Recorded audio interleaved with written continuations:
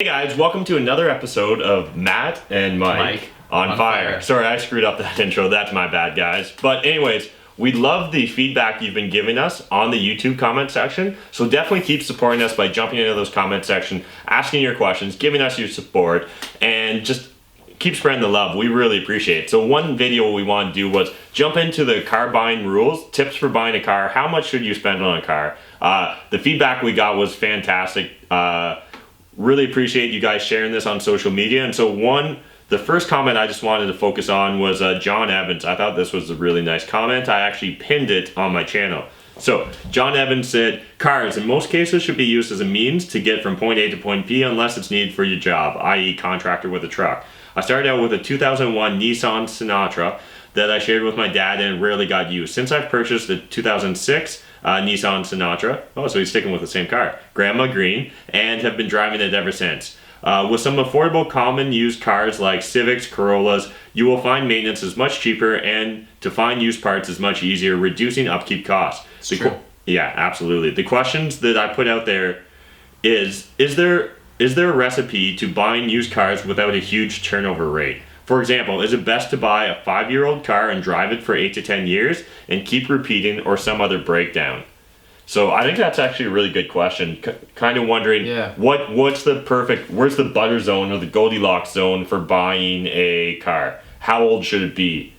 What are your thoughts? I mean, definitely don't buy new, right? So I think the key is you definitely don't want to buy new. In addition, I think that even if you're buying that car that has like 1,000 or 5,000 kilometers on it, I think you're still often paying pretty significant value for it. Yeah. So I think for me personally, again, we're just going to use our personal. On the car too. Absolutely. Some vehicles hold their values longer. Some have a tendency to rust faster. There's all sorts of have huge cliff drop-offs, right? And so, do you know, like, where's a good resource to try and find those cliff drop-offs? I'm trying to think of any. I can't. I used to read on some hypermiling blogs that would talk about it. I can't remember the names of any right now. If you just Googled like hypermiling, actually that's a great suggestion. Or like even like the resale value of a car over time. They give you charts, right? That look. I don't know if the screen you can see this, but essentially like you've got a car, right, that starts off at like sticker price, right? Yeah. And it does like this, and then it'll tend to level out, and more like this, and then it'll go like this, and people then eventually definitely can't see that. Okay, so eventually, basically, there's a chart.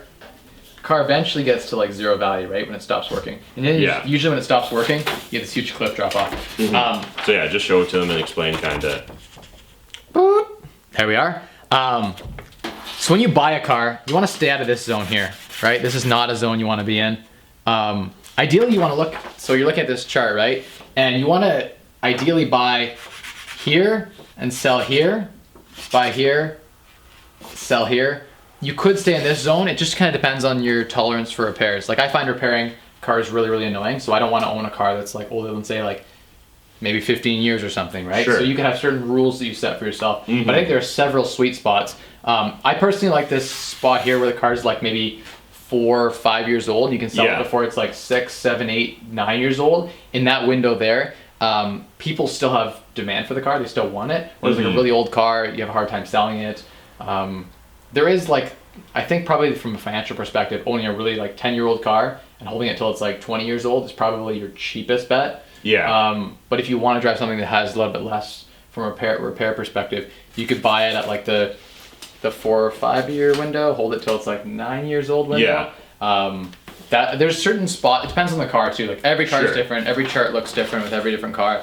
But you want to be in that sweet spot where there's the least amount of depreciation. So certain years of cars, like there are certain like 9-year-old Civics that people just want, and so the value of the car remains pretty stable. So it'll be a drop off initially, right, and then it'll be pretty stable for a long time. Yeah. And then say after 12 years, like, or a certain year models, like in the 90s, cars that are that old, no one, there's a huge drop off when it's from 1999 to 2000. So it just depends on like certain factors like that. There are a lot of complex pieces to buying a car. And so I think for me personally, it comes down to, you can make this a very complex approach in order to try and perfectly perfect when to buy on this chart or whatever chart you're looking at. But I think the bigger takeaway here is simply buying a used car. I think that it gets you 80% of the results immediately, almost no matter what. You can really work on fine tuning that extra 20% if you want. But for myself, when I look at it, so I'm about to be 33 years old. I've owned a car since I was essentially like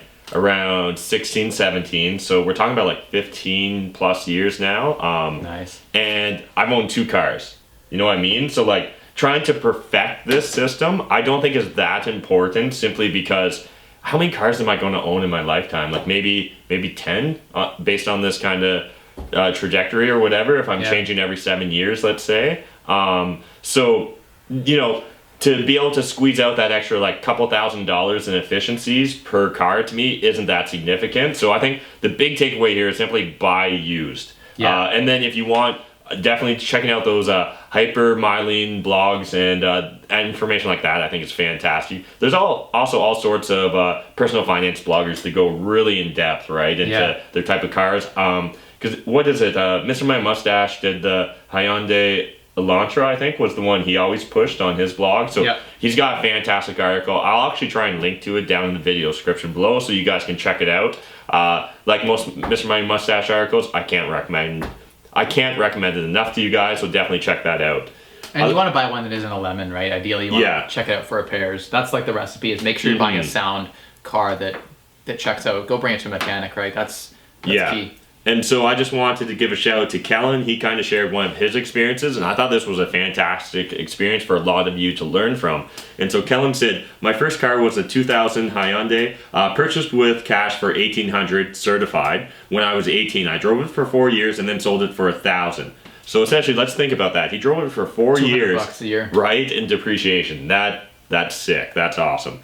Then I went 2 years without a car. Yeah. The best way to save money on cars is not to own a car. Yeah, don't have one. And I think that's becoming way more practical these days with things like Uber and Lyft and car sharing programs. And I'm excited to see, because at the end of the day, I hate the idea of owning a car and having it sit for, literally in my case, 99.9% of the time, it just sits. It's actually harder on a car to sit than it is to drive. Yeah. But like at the same time, it's just a waste. It's an inefficient use and allocation of assets. But so then he bought a 2009 Hyundai, so he stuck with the same brand, so obviously he enjoyed that vehicle. Hatchback for $2,800 certified, and he's been driving it for over 2 years now with no issues, just regular maintenance. Even winter tires are only $100 on Kijiji with rims. And so I think that's a big takeaway too, is that finding used tires, finding great sources for a lot of these regular maintenance things is another great way you can save money if you're really trying to squeeze out that extra 20% efficiency 100%. Here. Otherwise, he's hoping to drive the car for a few more years and then sell it, like the last one. So I just want to give a shout out to Renegade Nielsen here. I thought he had a great point here though. I don't know about Canada, but in America, automotive warranties are automatically transferable to the second owner. This saved me a ton on my Jag. And so I think that's a great point, that, you know, if having a warranty is important to you, like I think a lot of cars now have like 2 to 5 year warranties, right? Like there's some pretty long warranties out there. And so like you could buy a 1 or 2 year old car and essentially still get that new car feeling of safety by having the warranty, and yet you're still buying it much lower on this curve, right? So if it, like, that's why on this curve you've got that point, like right here, right when the warranty falls off, like the 5 or 7 year extended warranties, there's usually a drop in the value. So that's where you'll find that cliff. So if you're gonna buy a car and let's say it's got a 100,000 kilometer warranty, you know, you're gonna buy it at say 30,000 kilometers, maybe sell it at 90,000 and buy something else that's at 30,000. And keep turning over. You'll avoid the repairs. You'll have a warranty on your car at all times, and you'll sell it before it jumps off the cliff with no warranty. Yeah, and one thing I want to point out too is recently talking to a bunch of Len on Fire people, and one thing that was interesting, someone that's new to our ecosystem was saying to me, I can't believe that you guys are all landlords and not a single one of you owns a truck. And I think that that's really interesting and telling. A lot of people think that you have to have a big truck if you're going to be a landlord, if you're going to do renovations. But you can get vehicles where like the seat folds down, right? And when I fold down the seat in my car, I can get like a full-size door, so a 78-inch or 80-inch high door, and put it down. I can also get like big sheets of wood, particularly if I get, like I've had, I think up to a 14-foot 2x4, right, in my car, and just kind of sticking out the window a little bit, or resilient channel that's 12 feet long and it sticks out the window a little bit. 12-foot trim I've had hanging out, like no big deal. Like there's lots of solutions there where you don't necessarily need to buy a big truck that's going to cost you a lot, when again 95% of the time you don't need a truck in order to get the materials you want. You can bulk order the materials you need and get free delivery often. I would also call out like Dylan. Yeah. Dylan McLaughlin has a pretty sweet trailer. Trailers are a fantastic solution. He tows it with a Ford Focus. Yeah. And he's able to get drywall, appliances, whatever, stuff that you wouldn't be able to fit in his car. He's made a truck out of a $300 trailer. Same with Paul Plumstead does it with his minivans, right? Where he's got a trailer with that. And again, like often these trailers depend on what you need. Like you're talking maybe between $1,000 and $5,000 to implement it, a couple $100 to get a hitch on your vehicle. Trailers don't really depreciate either, so that's a way to like avoid the huge depreciation associated with the truck and the gas cost, and actually, you just unhook it and you're good to go. Actually, I think this is gold. I'm really happy we talked about that. Otherwise, just wanted to talk about, so Gary McDonald asked, hey guys, Gary here, what are your thoughts when someone has a job, say in Kitchener at Toyota, and they live in Woodstock? So just for people that don't know, I'd say that's what, like an hour commute-ish? Somewhere in that ballpark? Depends on traffic and stuff too. They weren't able to get into the Woodstock plant and have to commute. The same house that they might have in Woodstock may cost $150,000 more in Kitchener. What should they do? So the question here is, you know, an hour commute or spend $150,000 more on a house.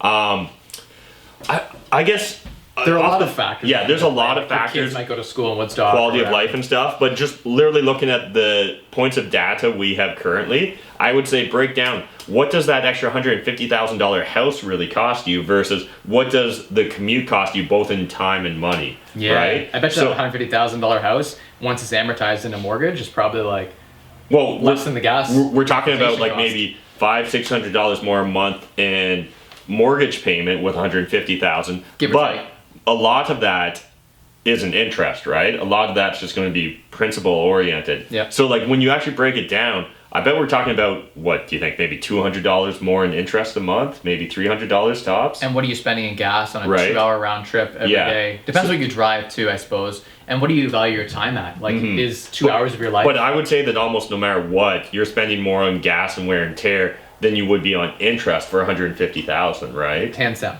Yeah, so I think that that's kind of how I'd approach it. Obviously, there's all sorts of quality of life issues that you do have to consider, but if your main focus in trying to solve this vehicle problem is financial, monetary oriented, I would say that to me it seems like a no-brainer. If it's only $150,000 more house, I would go with Kitchener. It depends on your long-term plan too, right? There's moving costs associated with moving. So if you're going to be there for like a year, maybe it doesn't make sense to sell your house, pay all the costs, and then moving costs, all that stress. But yeah, and like another pro tip is like Kitchener real estate market is going crazy. Yes. Like we can talk to Matt about and I don't think that there's any reason to think that it won't continue to stay hot or at least stay stable at this current rate, simply because we have things like, you know, the GO train going there. We have things like, eventually it appears that we're going to have rapid rail from Toronto to Windsor along the 401 corridor, which is one of the busiest highway corridors in North America.